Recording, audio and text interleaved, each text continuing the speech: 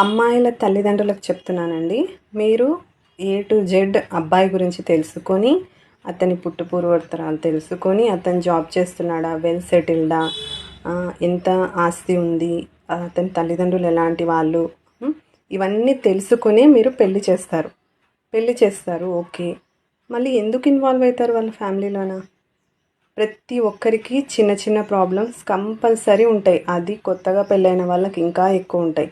ఎందుకు మీరు ఇన్వాల్వ్ అవుతారు? వాళ్ళని సాల్వ్ చేసుకొనివ్వండి.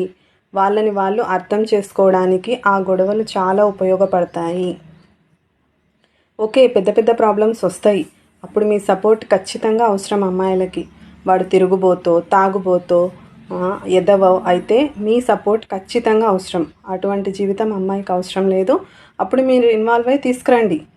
అంతవరకు అమ్మాయి జీవితంలోకి ఇన్వాల్వ్ కావద్దండి. కాపురాలు